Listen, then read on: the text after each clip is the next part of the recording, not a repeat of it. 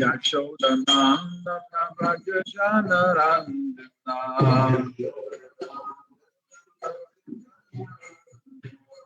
Yamuna Tira Vandacha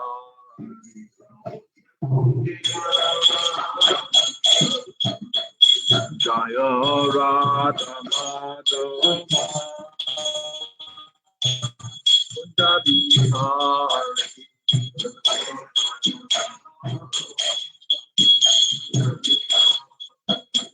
Jaya Gopi Jana Balava Girivaradari Oh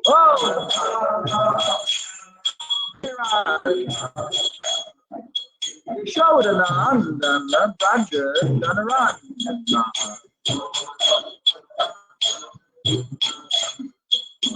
Namuna Tira Vandachari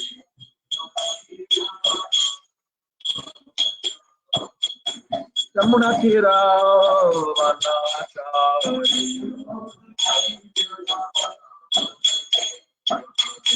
Jaya Radha Madhava Kundabihari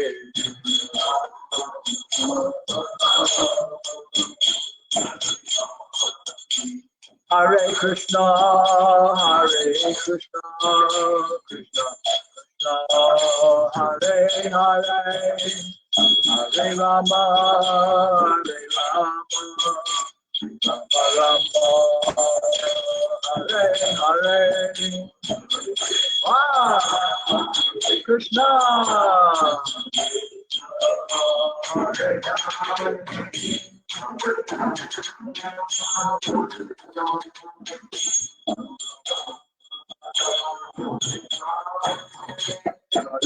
Radha Madhava Kundabihari Radha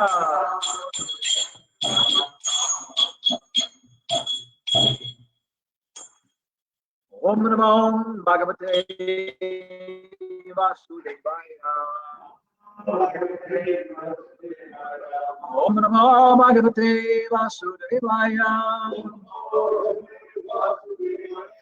Om Namo Bhagavate Vasudevaya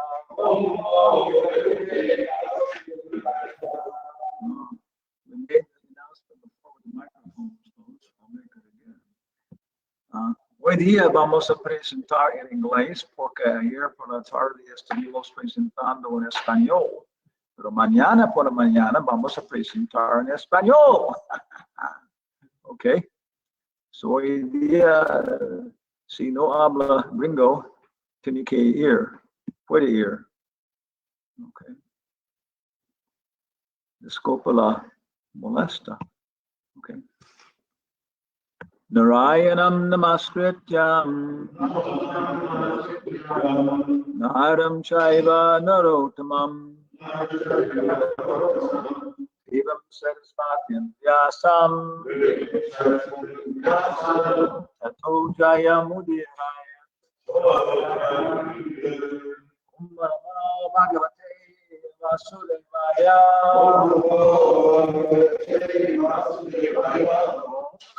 Bhagavate Vasudevaya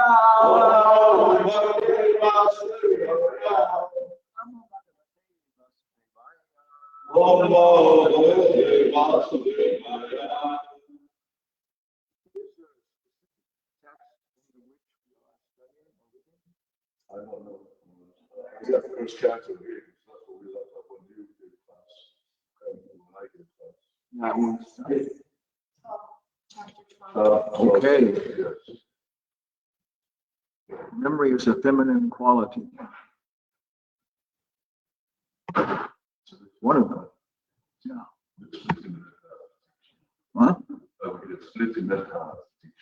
Okay. Mercy. Okay. First canto, chapter 12. The birth of Emperor Parikshit. And verse number 6. as in 6 Goswamis, okay?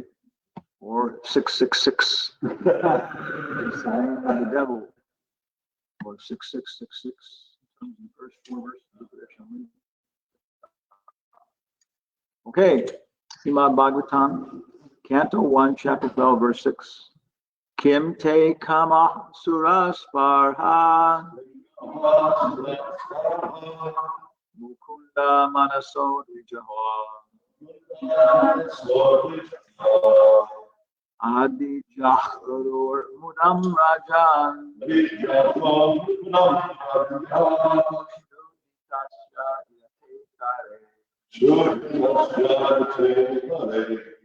Holy Kinte kamaha surasparha. Kinte kama surasparha mukunda manaso dvijaha adi jahkaror mudam rajna Udishtasya yatetare.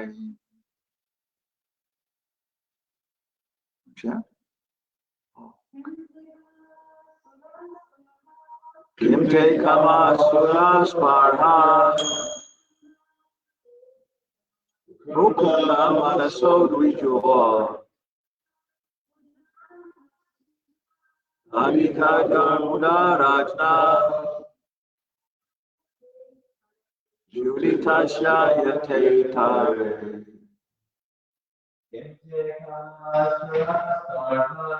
Kimte kama surasparha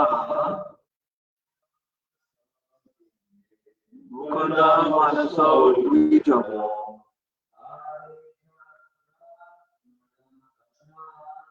yadam bhaja Juditasya yatetare.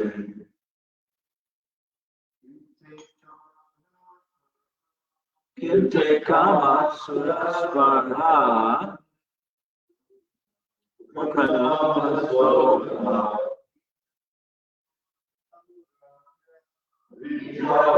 mudam raja Juditasya yatetare. So we can maybe guess at the words before we actually look at it. Kim, I think, is what? No? Okay. Te, you. Kamaha, desire. Sura, gods, godly. Sparha, matcha sparshas, I don't know. Mukunda, and liberation. Manaso, probably of the mind, maybe. Dvija, twice born. Dvija, ja, birth. Dvija, twice born.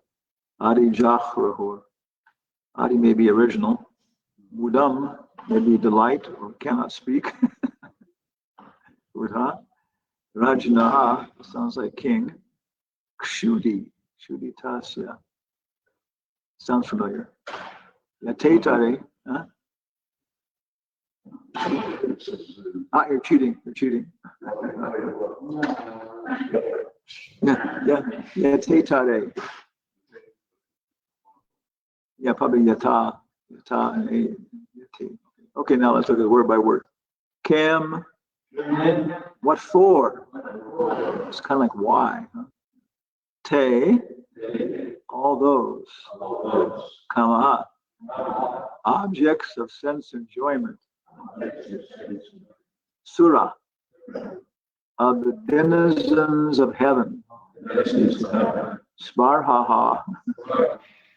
Aspirations. Mukunda manasa. Of one who is already God conscious. Yeah. We mentioned that it appears that Prabhupada puts Sridhar Swami's translations and commentaries into the translations for the words and so on. And it appears that, a little bit.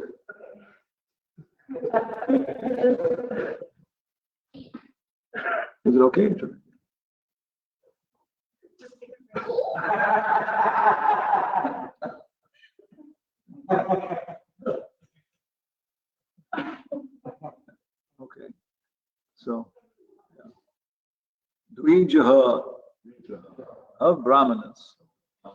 Adi Jahru, yeah, could satisfy.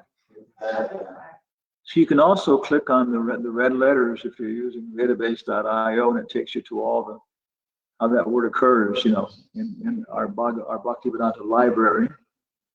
You see different translations. And there's also a thing called Learn Sanskrit dot something. It's a weird thing. .dn or something. It's not Deutsch. I don't know what it is. It's a weird dot something. It's not com or org. It's something else. Anyway, that's a real good dictionary with also some education, like how to learn Sanskrit and stuff. Learn Sanskrit dot something. I'll click up here on my little plus sign, and I'll go L. Yeah, I can see that CC. That's in Calcutta, which is probably not. Okay. Learn Sanskrit.cc. CC? Okay. She's not in charge of me then. Okay. Okay, going on here. Oh yeah. Kshuditasya. Actually, we skipped the king here. Let's go back here. Dvija. Okay. Mudam. Pleasure. Rajnaha. Of the king. In English, we have prefixes. To Krishna, from Krishna, with Krishna, at Krishna, by Krishna. In Sanskrit, they have suffixes. Krishnaya, Krishnasya, Krishna, Krishnaha, Krishnal. So this is Rajnaha. Raja means like king, right? So Rajnaha is saying here, of the king. Okay. See, if you do this after a while, you begin to pick it up. Okay. Kshuditasya. Of the hunger. Yeah, now I remember, because the word Kshudi and Trishna. Trishna means thirsty. Yeah, Krishna Trishna means thirsting for Krishna, as opposed to thirsty Krishna. Kshudi is hunger. Kshudi tasya, of hunger. Okay. I'm struggling here with the size of my screen. Okay. Okay. Yeah. I'm broadcasting is on our GoToMeeting thing if you want to see it. No. Yata, as it is. Bhagavad Gita yata. Itare, in other things. Kim te kama asura sparha, mukunda manaso dvijaha, adi jajur hudam raja, shuditasya yate tare. Translation and purport. By His Divine Grace, A.C. Bhaktivedanta Swami Prabhupada, founder Acharya of the International Society for Krishna Consciousness, and author of the book Krishna, the Supreme Personality of God. O Brahmanas, the opulence of the king was so enchanting that the denizens of heaven aspired for it. But because he was absorbed in the service of the Lord, nothing could satisfy him except the Lord's service. Please repeat. O Brahmanas, the opulence of the king was so enchanting that the denizens of heaven aspired for it.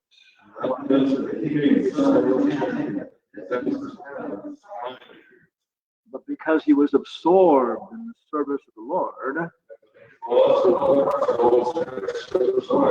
nothing could satisfy him except the Lord's service. So which king are we talking about here? Yudhishthira. Yeah. Okay. And what had happened before this? That was happening. No, this is before that. This is the birth of Maharaj. It says that Krishna left. Before that is how Krishna departed and went back to Dwarka and everything else. So I think this is, actually took place before he left. Yeah, like that. So, okay. When was Maharaj Pariksit born? When was he conceived? Huh? When? Yeah. Yeah. When was he married? When was Abhimanyu married to Uttara?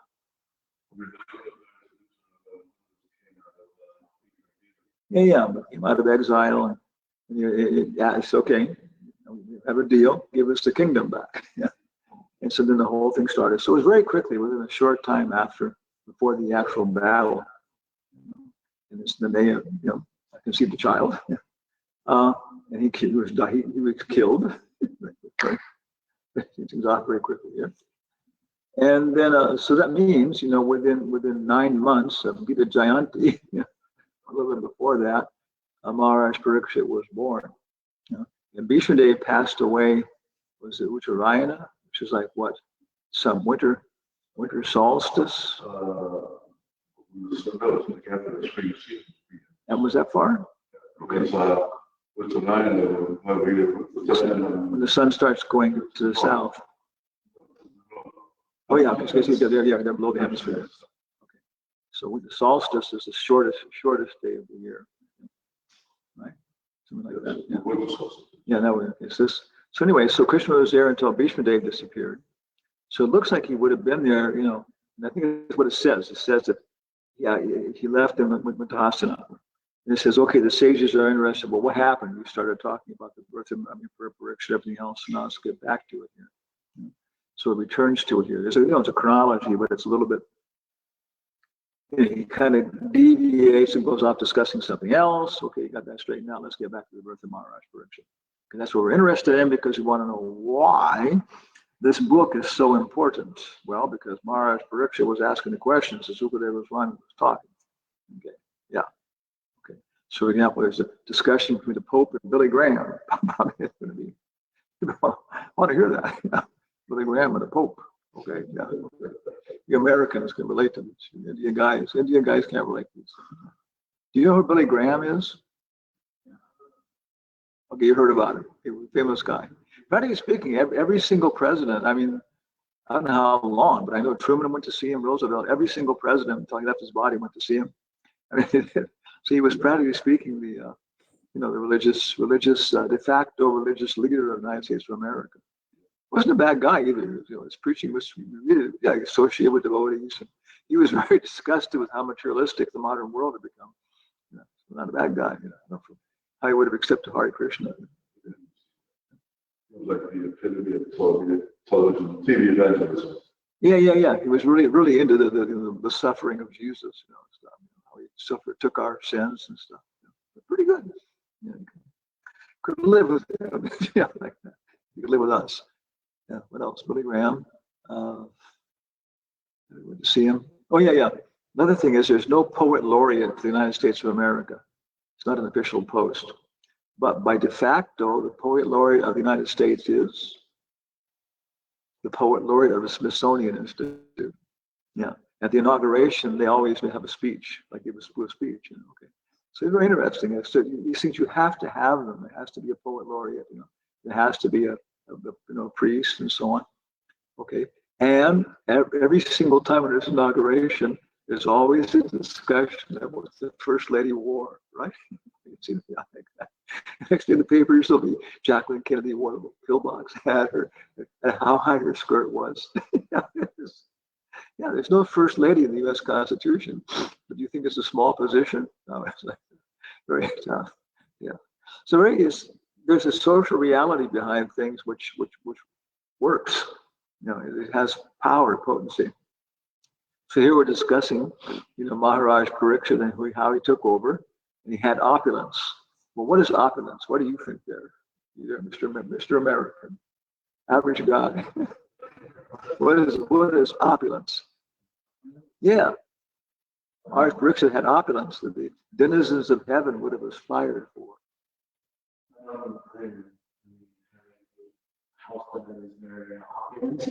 Good health. Good food, chocolate cake, good material facilities, gold leaf furniture, jewels on your ceiling.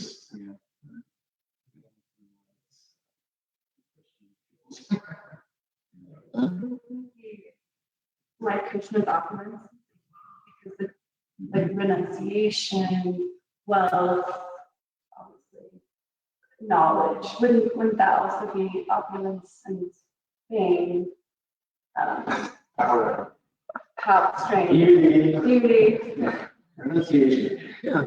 So who gives this list? Muni. He's the father of.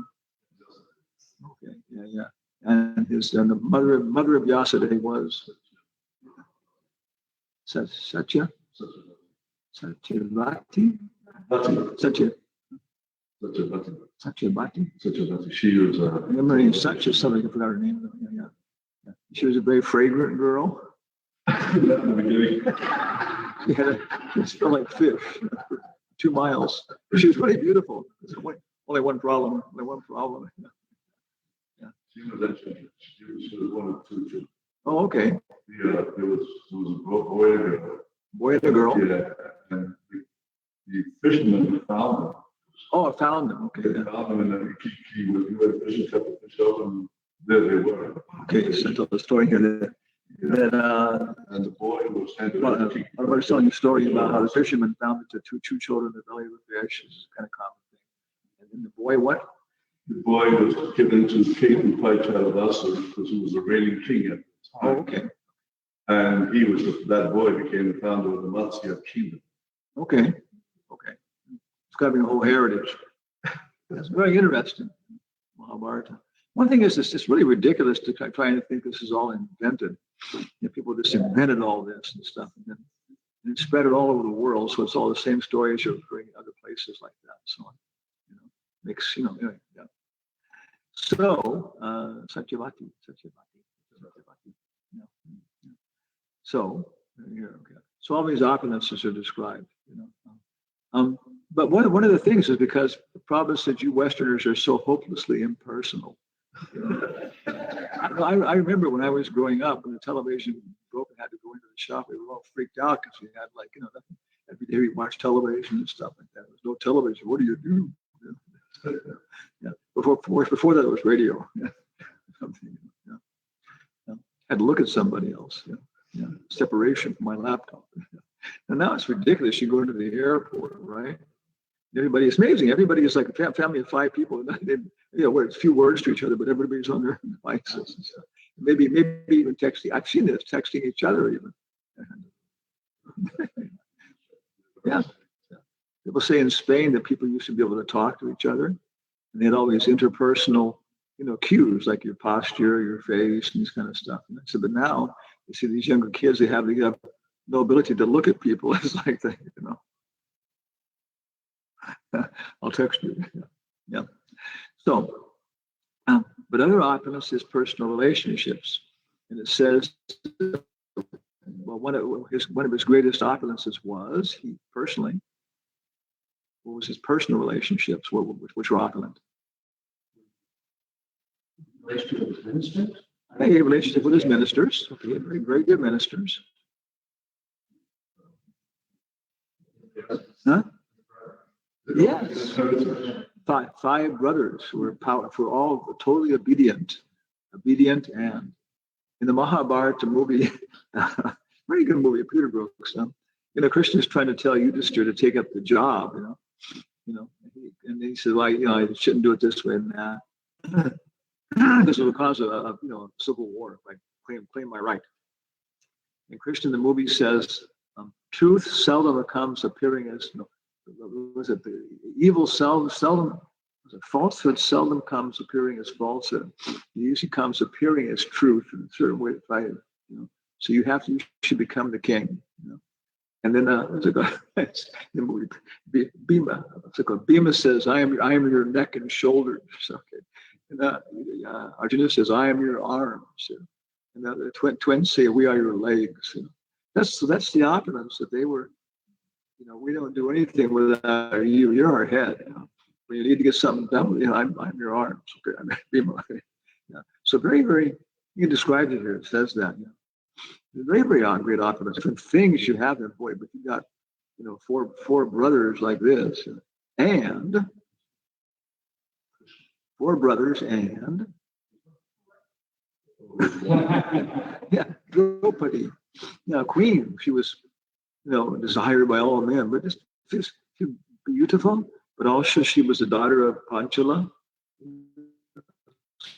So she brought an entire kingdom with her when she came like that. And then, of course, there's so many feminine graces, intelligence, everything else. Just she was opulent jewel. Yeah. So, okay, purport. So, but he wasn't satisfied with these. That's the point of today's verse that Prabhupada's going to emphasize. There was no satisfaction. Purport. There are two things in the world which can satisfy living beings. When one is materially engrossed, he is satisfied only by sense gratification. But when one is liberated from the conditions of the material modes, he is satisfied only by rendering loving service for the satisfaction of the Lord. Wow. Yeah. This means that the living being is, I guess we're continue our theme here, that the Mardi Gras, that everybody's looking to see if the black man's smiling. Everybody feels, yeah, it was a good festival. I mean, if Krishna is touching people through all these means like that, if the black man is not smiling people, what did we do wrong? It was a good parade. We had people in a band of people strutting and playing. Maybe, Krishna is satisfied by the satisfaction of Krishna. Being illusioned by the conditions of the external energy, one falsely thinks himself to be the served, but actually he is not served, because we think we are the senses, right? My face, my body, my stomach, and so when they are served, we think, oh yes, I'm being served. I'm being served. Okay. Yeah. He is a servant.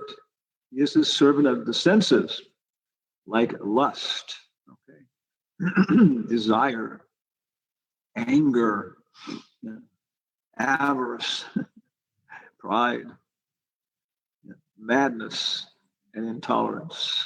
These are all very, very nice things. Wow, I have to satisfy my intolerance. How dare you get in my way? off the road, peasants. Emperor Norton is coming. A radio guy.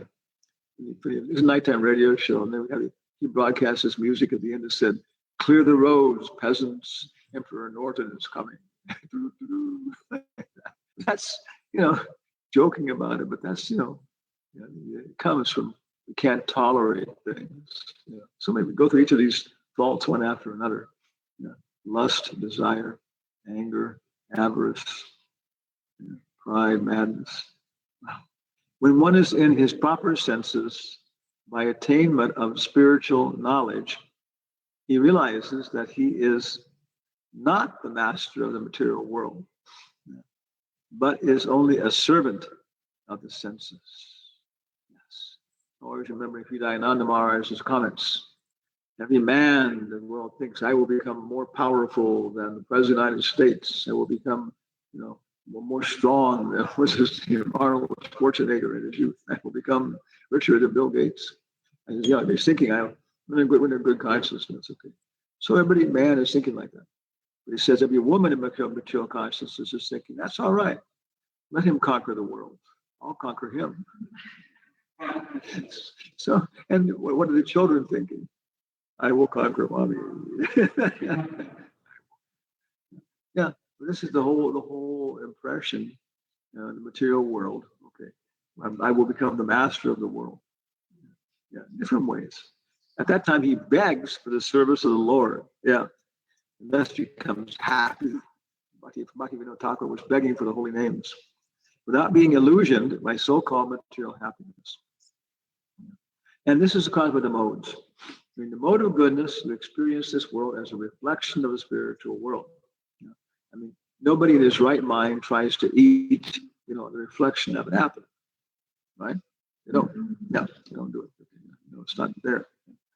So in the mode of goodness, we realize there's nothing here. This is all, for example, I have here my robot. Okay, taking out my cell phone. Okay, so here's we're talking to mommy, and she's showing us the new kitty. Hello, mommy. Hello, kitty. Yeah. But how thick is the image of mommy and kitty? Millimeter? Very thin. You look at this. It's very, very nice creature. You just open the thing up, and what do you see? You see mommy and kitty. Something totally different than the actual image projection. You see little cams and little boxes and little wires and stuff. Yeah. So same week, take a number 7 scalpel, do a press firmly because it's leather, and go straight down.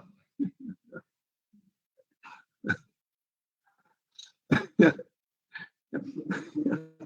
One French poet said, every young man before he gets married should take a course on physiology. It goes both ways. You realize that my wife is a bag of intestines, lungs, hearts. Look around now. Whereas you can't really keep this consciousness if you're going to be a grihasta.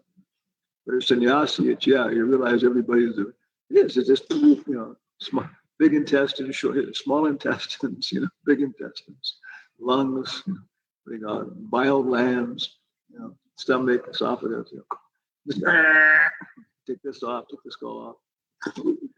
The brains are kind of like jello. They don't stand up by themselves. And the muscles.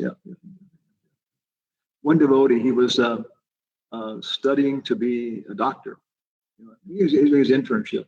And part of the thing, he had to dissect cadavers to show the nurses. And the nurses, they would also see this stuff. And he said, they all kind of gather around like ghouls to watch him kind of open this stuff, maybe 5 nurses and stuff.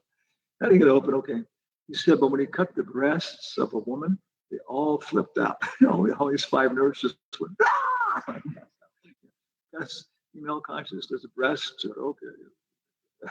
Envy, lust, and envy, right? Everybody. The whole body we're relating with it. And so if we're becoming detached by talking about these things, you realize, I'm becoming attached. Ordinary people just freak out and start talking about cutting this stuff open. Ah! I was in India, and one big poet died when we were there. And so they had him on the stage with flowers all around him with the corpse there. And they had to burn the body before the sun goes down, and so on. But they had time. So people were rushing right away. They broke the television stations to put it on.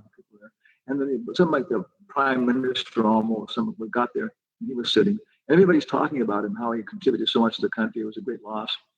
And then while somebody's talking, the prime minister or whatever got up and went over and started adjusting the head like that.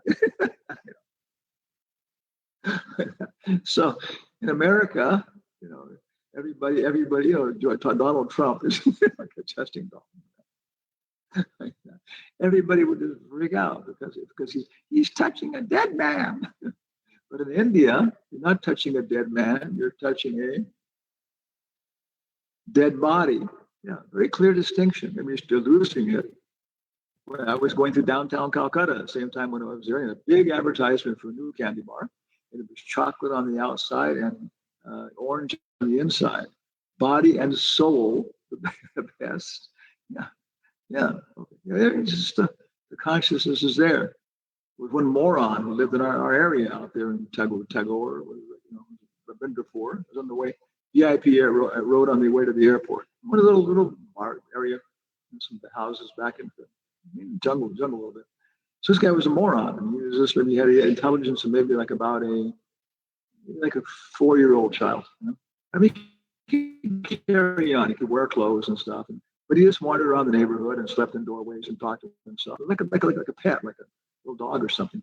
And people took care of him, and he was like, affectionate. They'd give him a blanket, he didn't have a blanket, or drag him off to the barber shop, and he would shake and stuff. And so it was like it was a pet of the neighborhood. Carl Jung said people used to be able to accommodate this. They could accommodate people, kind of things. With industrialization, he said they have no way to fit in. But you can see this guy was quite happy. And then one time we had to unload bricks for this thing, and they just called it, he was walking by, they grabbed it like a kid and made him unload bricks. And so he was like, a useful part of the society. So one day I was walking up the stairs on our half-finished building to the 2nd floor where we were, 3rd floor. And he was lying under the shade under that part of the house, and I'm finished there, sleeping. And they came back down. He was in the same posture, looking, sometime later. The guys out front over the tea stall yelled at me. He said, "He's dead. He's dead." Yeah. And they making an arrangement after some time, a little pedal rickshaw thing, one of the flatbed came by, and they all kind of picked him up. And some people by then had heard of it. They went down to the burning god and got a Brahmin to show up and burned his body, and the rituals like that and stuff. Some people were crying, So, but dead,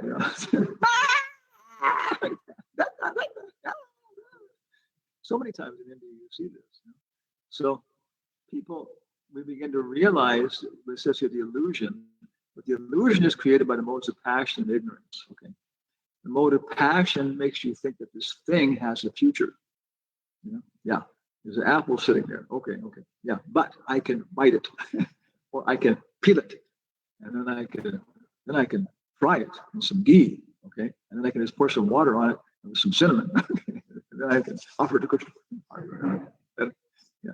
So the passion that you see the future the thing has. In the mode of ignorance, you see with the past or something like that, destruction, whatever is there. Maybe it has worms in it or something. Kill me. So the modes of passion and ignorance make the material world seem real. We're in growth. This is what we're probably process somewhere when it's no longer something. Okay. Yeah. But that's how we get involved, because the passion and ignorance make us think the thing that these things which don't exist have a future in the past. Right? Now we're looking at everybody here, thinking of a future in the past. I think you think of a future in the past. Yeah, otherwise we realize we're all just, so 1, 2, 5 people sitting in a movie theater watching the movie. But we're so engrossed,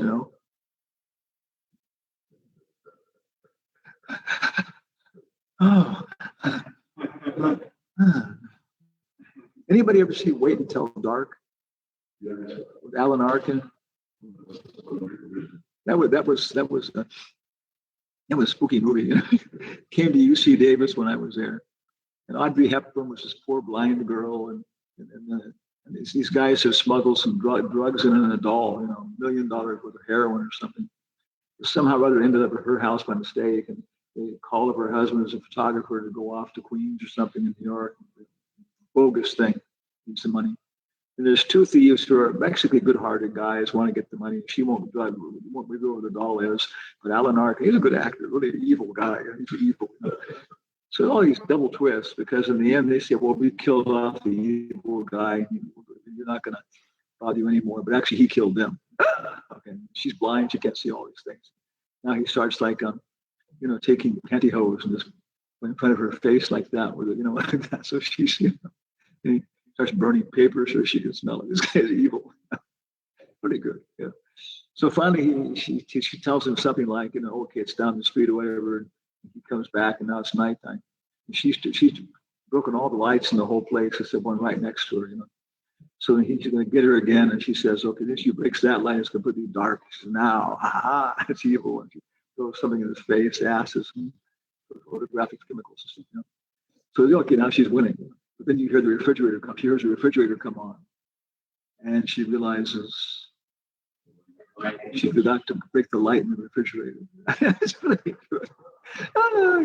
But that's why I think she throws the acid in his face and stuff. And then she stabs him, and she's like, it's going through all this stuff. Everything else is funny. She's just dragging herself away, and everybody in the theater is like, oh my God, she finally is going to get outside of the street and everything else. And then he leaps up and grabs her like that. So I watched it twice. I went through it twice. The first time I did the same thing. The second time I detached myself and I watched maybe like 250 people in the theater. When that happened, everybody went out like that. I was like, Wait Until Dark. Yeah, she was. Yeah. It was a very well done movie and stuff in terms of these sentiments. And I don't know. I guess it was showing the rasa of determination, honesty, so forth, so on. It was this is the mode of passion, pretty much. Honor, society, friendship, these kind of things. And it's probably that you can see a reflection of the mode of goodness in this. And the mode of goodness, well, you can see spiritual life. Okay, you got to hear. At that time, he begs for the service of the Lord when we realize we're not the body, not the modes of nature, and thus becomes happy without being illusioned by so-called material happiness. Mars Yudhishthira was one of the liberated souls, and therefore, for him, there was no pleasure in his vast kingdom. Okay, here they are now. Good wife, obedient brothers, happy subjects. We missed that one. and prosperous world. Wow, missed that one too. These blessings automatically follow for a pure devotee, even though the devotee does not aspire for them.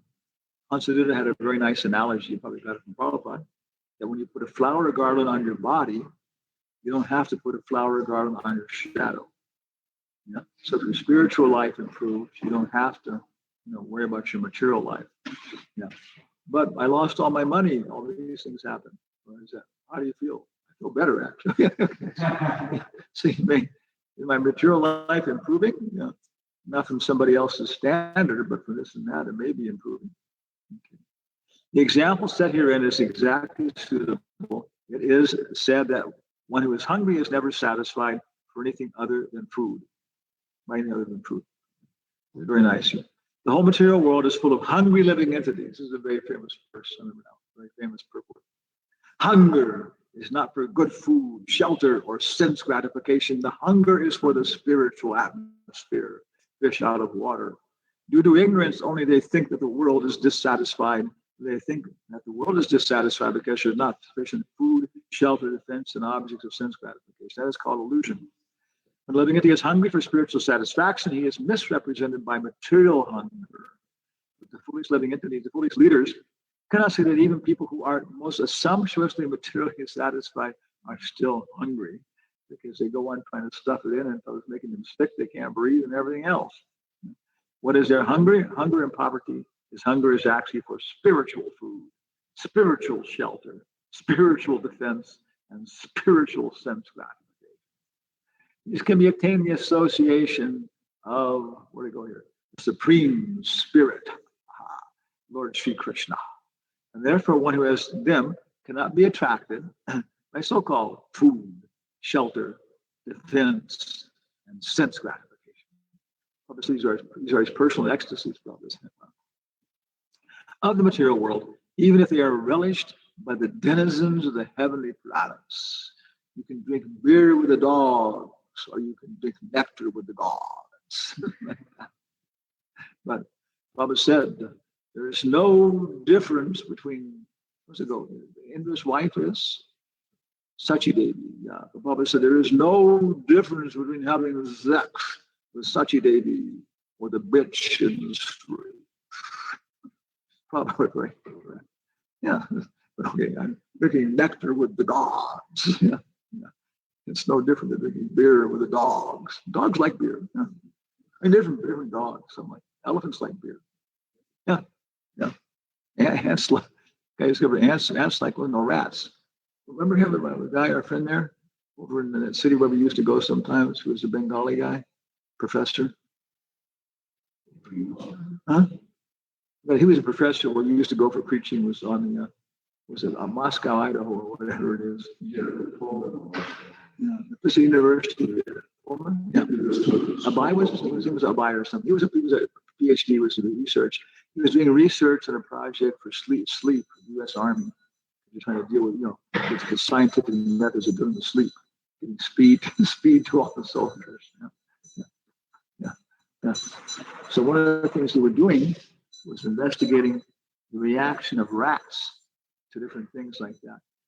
And he was just shocked at how much he would mix alcohol with orange juice. And he said the rats would just drink it until they were totally, blotto, as we say. Yes, okay. So it's amazing. There's rats just there's a variety too. Maybe some of the rats didn't like. Maybe the black rats like more than the white rats. So maybe the white rats like more than the black rats. So anyway, such hunger is satisfied. Okay, where are we here? Yeah. It can be obtained only in the association of Supreme Spirit, Lord Shri Krishna, and therefore one who has them cannot be attracted by so-called food, shelter, defense, and sense gratification of the material world. We're not aspiring for these, but they come, and they're kind of necessary because without them you can't do your service. Even if they were relished by the denizens of the heavenly planets. One time Durga Devi, Mahadevi, because she makes the demons, right? In Krishna Lila. So she made Agasura, and Agasura was really cool. Agasura had these whiskers and these colors and his stomach and his smell and everything else. He was a really cool demon. And so even when Krishna saw him for a moment, Krishna was also as bewildered. So, wow, what a demon. So you can imagine Maya Devi's running around telling everybody he likes my demon. Next time I'm going to do this. And that's our service. Not only we're doing our service, but how we're improving it.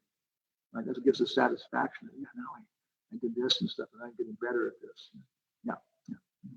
Okay. So we're satisfied with our service.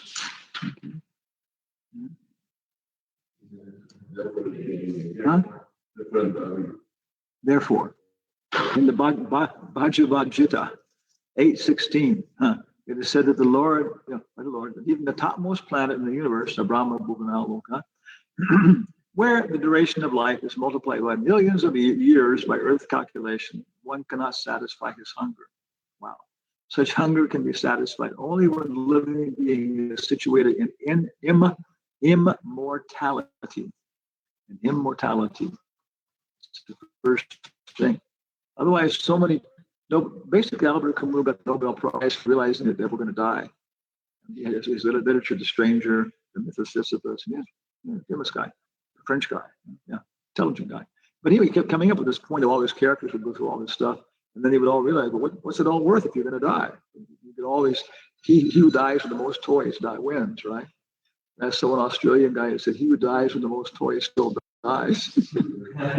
Yeah, but that's when he was. When I was going through high school, I was realizing, this guy's profound. But that's the very first thing. Unless you're going to, your service is eternal, you can go on improving and everything else. And immortality is sat, right? It's the first thing. And after that, then chit, where you start to understand things, and then on to when you start to see how this really fits into Krishna's plan. Can you use this? Wow. Yes. You got any more of those? Yeah. Which is attained in a spiritual sky, far, far above the Brahma Loka, in the association of Lord Mukunda. So if I was going back to the purport there, the translation. The Lord, who awards his devotees transcendental pleasure of liberation. So Mukunda is being brought in now in terms of like how liberation is one of the prerequisites, for enjoying, for satisfaction. What else? Hunger, satisfied, immortality. Brahmaloka. Satisfaction. Oh, yeah. There's a book. I think maybe 3 years. Some university on the East Coast had a thing at a conference on Nobel Conference on Aesthetics. And they invited different Nobel laureates to participate in talking about aesthetics, what is beauty, and these kind of things. They published it. It was very nice, And big guy. I mean, what's the guy? Heisenberg. Was Heisenberg? No, what was the other guy? It was an uncertainty principle. It's Heisenberg's uncertainty principle. I guess it was him. Yeah. He said, whenever I have two ways to explain the same thing, either by using a matrices or by using linear equations, I always choose that which is the most beautiful. And Einstein said that nobody could do the work of science, which is so tedious, so meticulous, so terrible, except that every now and again they saw these moments of symmetry and beauty and stuff. He said it has to come right from the heart. He said nobody's going to criticize me for not being a scientist, but I tell you that it's not just this metric stuff that does it. To do that, you have to smoke cigarettes. You have to just paralyze yourself and stuff so you can go on doing it. And then one of them, he was a Chinese guy, he was talking about the almost inconceivable pleasures of the mind. Yeah, as these people get into, for the three-dimensional chess. This whole what do you call it, different commentators on YouTube on chess games and stuff, and looking at them and how they work and everything else. And they're just like, somebody you see like, I see, mate in 7, force mate in 7. It's, wow, or something. Wow, what a move. Yeah, Murphy's so and so. So this is all two-dimensional chess, two-dimensional. But you can also play three-dimensional chess. You can move rooks, right? How they move and stuff. Imagine 3 dimensions. Yeah. Yeah, you like a flower, right? This flower would be sitting there and stuff. So you start to see like mathematics, of course, is very much tied into this, being able to perceive these things. And I'm talking to these people. Yeah, it was it Linus Pauling. Linus Pauling. He got a Nobel Prize for chemistry, and then he got it for peace. So we actually went and saw him at his institute. He has some money. He formed his own institute. And Sri Damanamaj, Rasha, somebody else, and myself, we're all talking about science, interviewing him for our thing. He's pretty materialistic, but he had this big molecule on his desk, with the sticks and the things like that. And he was sitting on his desk, and every now and again during the interview, one of them would pop out. He would go like that. Yeah. He had this kind of little thing. So finally, Sri Damanamaj asked him. He said, "Oh, Dr. Pauling, that looks like a so-and-so peptide, whatever this and that, and so on." And so on the desk there and stuff. He said, yes. He said, it's yours. You recognize it, so and so. And it's a controversy I'm involved in. I'm always involved in controversy. And everybody says it's not stable, but I say it's stable. But you saw it pop up. But he took it so personally. It was like glaring at it, like he was afraid to pop open. But so he was enjoying these pleasures of creating these molecules and atoms in his mind and stuff. So in Brahmaloka, these people are on a different level. You ask somebody in Europe, how many languages do you speak? The guy says, the usual 10, 12. They do it. Maybe not super fluent, but if you get Spanish, you get Italian and Portuguese at half price. So in Europe, it's everybody who says one country is surrounded by 4 different languages in the same country. There's how many languages in Switzerland?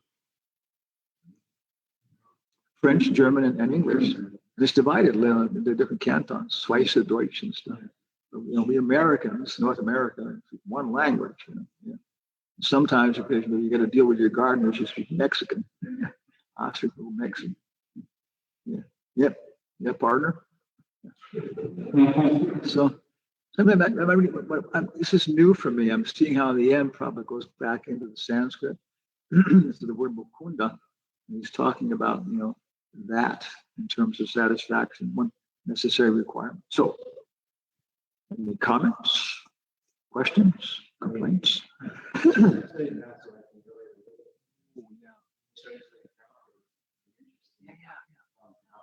if you understand about what concepts of bringing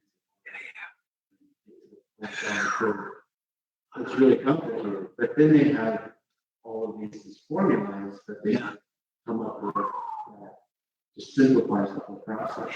So they take you through like half a year of like how we came up with this, and they explain how calculus evolved. And then they explain, okay, now you can forget all that because we just have these simple formulas over here that just does all that stuff. And if you memorize these formulas, you just break the power down to this, and then just do a slope adjustment. You know what that slope is on that curve right there. You know it. And that's the beauty kind of part that people come to that. It's like, oh, eureka! We don't have to go through 30 steps. If we just back it up like this, just one step, and this answer. Artists, really incredible artists, will talk about what a time it takes to train their hands, because they realize that after a while they don't do it. Their hands are trained to do the shading. So Sadi was talking about how calculus is one example, learning these things.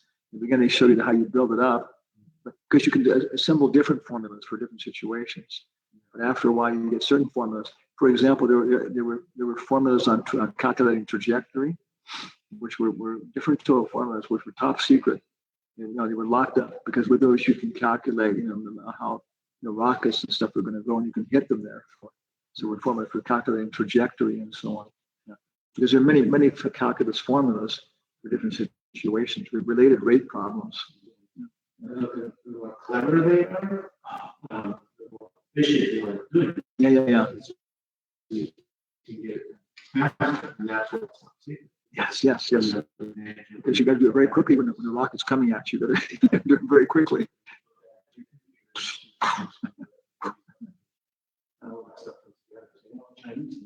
Yeah. Yeah, we do. Yeah. Ramanujan? Yeah, he was a Indian mathematician.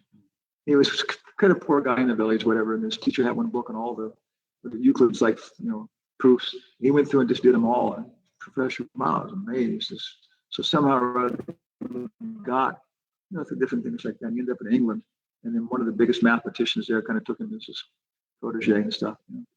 But he would come up with these things. Was the square root of imaginary I times pi to the fifth integral, and beyond calculus with Fourier transformation of the Laplace transform equals equally compound and everything else. Sadhaputta, I talked to him. He said, as a mathematician, these things are like words and stuff. And so he said, when you look at it as a mathematician, it's just like it makes you nauseous and stuff, and equals something equally bizarre. And they asked him, how did you get this? And he said that the goddess gave it to me. So he was living in this totally bizarre world, But then when they couldn't prove these things, it was so complicated. You put your numbers in here, x equals this and x equals this, and try and grind it out. When they got very super fast Craig computers, they actually could test the things, and they were true. Yeah, bizarre. But he died because he was vegetarian, and during the war he couldn't get enough food to eat. He's maybe the greatest mathematician in the modern world. But again, it's this Brahma Loka. He probably wasn't satisfied. Interesting. The original proof for the theorem. Oh yeah, is very, very good. Wow. It's this and that and this and that. And some people describe it as a mousetrap. This it's conjunct. It's measuring the different angles and say this is true and this is true over here and that's true and then this is true. And therefore, Pythagorean theorem. It's like 2 pages or something. Wow. And they put the Pythagorean theorem before one Indian mathematician. He's like, oh yeah, well, it's just a geometric. Trying to solve it with your head rather than with the heart, which is able to handle iconographic thinking. Head usually has to work in a linear sense. But when you start going this way, you start. That's what yantras and everything else. Okay,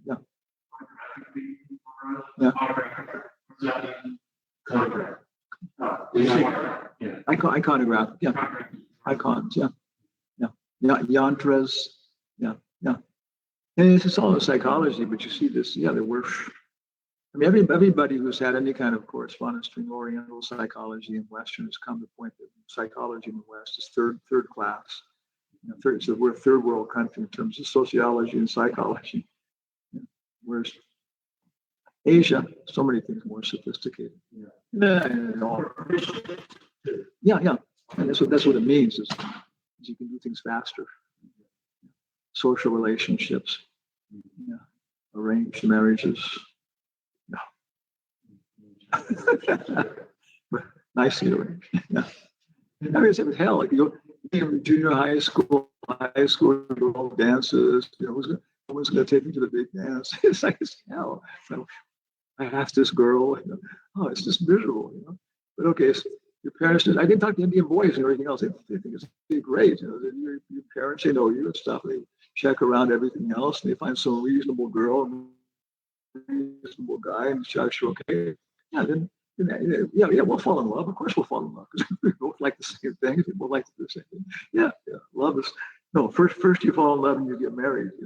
In India, you make a night. First you fall in love and you try and make a compatible marriage, right? That's the idea in the West. You fall in love and you try and make a compatible marriage, practically speaking. But in India, Asia idea is first you have a compatible marriage and then you fall in love. It's automatic. What's her name? Miss Marple. Is Agatha Christie's invention. She's the most published author in the history of the world. Agatha Christie. She does the what is it, the Poirot and stuff.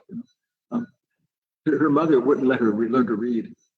So she had to hear stories and stuff, and she started telling herself stories. And later on, when she would love these characters, she'd walk off and be like 2 hours, 3 hours, going through the dialogue and saying and stuff. Her first story that made a big hit, most published, amongst detective novels authors, I'm Agatha Christie. So she, this is, where does it go? There's this boy, young man, young woman after World War One, and everything. Oh, World War II, World War One. I can't remember which it is. But everybody came back and had no jobs and anything else and so on. So they have their last $2. They meet each other. Okay, let's just open up a detective agency. They put an advertisement in. Somebody calls them, and they go in, and they hear somebody in a restaurant before talking about Mr. Brown. And they go in. It's the same guy talking with them. They're talking about this and that and everything else, and something. Bookkeeper comes in and goes out, and sun's going down. And then after that, the office they were in just disappears altogether. It didn't exist even. And the FBI calls them instead of this important document is lost. It will cause World War. It was caught. There's this evil Mr. Brown. He's behind all these things, taking over the world. Nobody can remember what he looks like, and so on. So then the whole thing develops. The evil Mr. Brown and his people are trying to catch them and get the documents. And one girl has been kidnapped, and it goes on like this very nicely. So finally, in the end, they get some guy who's a really, really good lawyer. He's going to become probably Prime Minister of England and everything else. He starts to help them. He could equal Mr. Brown's intelligence. So it goes on like that. So finally, the very end, the muscle guys that are their heroes and stuff are holding back Mr. Brown's men. And the lawyer takes them. They run off to where the girl was kidnapped, hid the thing, and she pulls it out and gives it to them. And the two girls are there, alone now. And the lawyer would help them. They say, God, we defeated Mr. Brown. And the lawyer says, I am Mr. Brown. Yeah, you see, this is why he's the most famous, author in the world and stuff and so on. That way I mentioned Agatha Christie, her heroes, Perrault, Miss Marple. Oh, Miss Marple, the girl too. So the whole thing goes on and finishes off, and everybody saves everybody else. And one girl is very intelligent. She, at the end, saves everybody and stuff.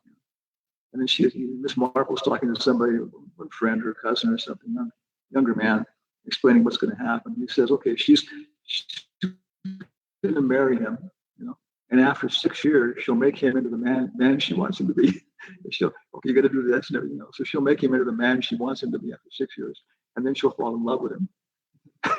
So, it's very intelligent in terms of what his life, what his marriage. Her cousin's saying, I never knew utility was so important. And love and all these kind of things they're following. Psychology in the subtle world, but it all is coming from reflection of Krishna's pastimes and which are quite congenial. You think about all these things, but Ray Prabhupada says Krishna's pastimes are quite congenial. It's a nice relationship, Shantaras. So, any final questions or comments before we go rush and take prasadam?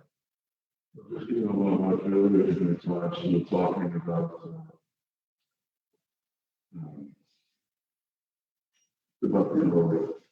like in India, it's not a dead person, it's a dead body. Yeah. When you look at life and death, as a caregiver, as a psychiatrist, I remember very, very clearly many times when I had to go into a facility to care for one person. And one thing you could never talk about in this facility is this life and death. Yeah. Never talk about it. If you do, you're like in a restaurant, like that. You play it to your employer. The employer fires you, and the family can take it to court for creating stress like this. Wow. But one time, terminal care, right? Yeah, terminal care and hospital care. They sent it to this one guy once. I was alone in the room. It was actually a great country. Anyway, I looked at him and I was all alone. So I said, "You realize you're on your deathbed, don't you?" Yeah. And I said, "Listen, I can assure you one thing: you won't feel alone when you die. Someone will be here beside you." And he died that night in front of me. I just said, "Thank you," because he's in a position where no one we all would like to get out. But if anyone had been in that room, I would have been out of job. I would feel it. Respect.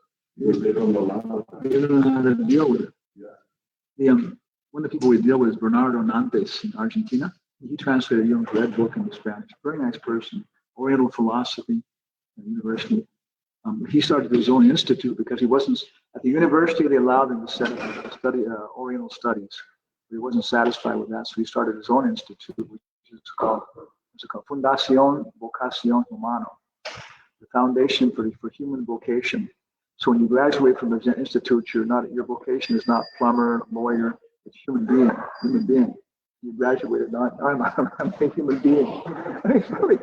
You think about it, it's like, so one of the sections they have is exactly that, is terminal care.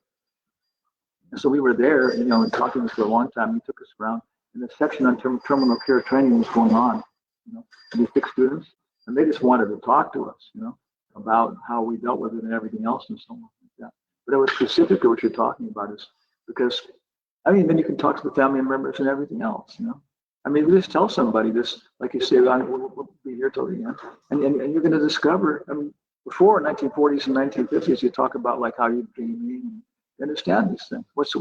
One guy was just before World War II was declared.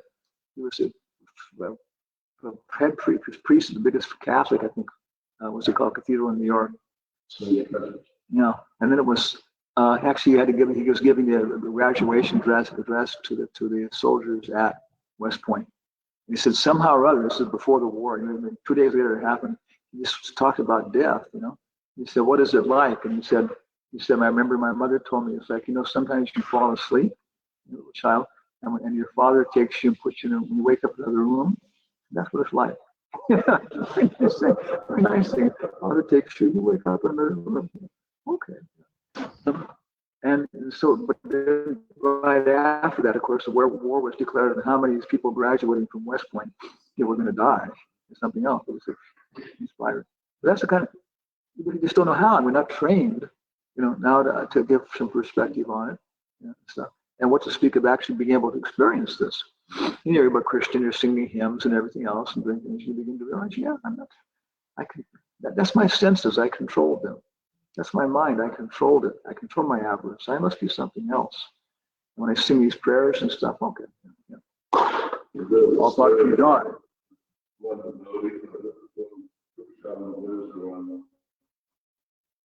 They got in a serious accident. Oh. And one of them, This conference is no longer being recorded. So they are notified the temple. Yeah. As so, what is the right of the temple to see this device at the hospital? Yeah. Doctors and nurses came up and listened.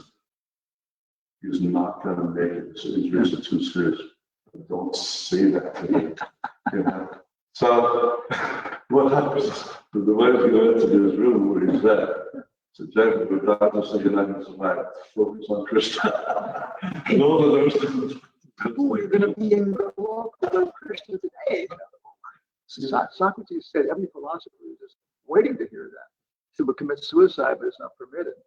Every philosopher looking for the least opportunity to get out of this place. It's Vachasura, right? Indra, you think you're the winner, but I'm the winner. I'm going to the spiritual world. You're staying at the one, Indra. Okay. Goodbye, everybody. We'll see you later. Hare Krishna. We're going to have to take prasadam now.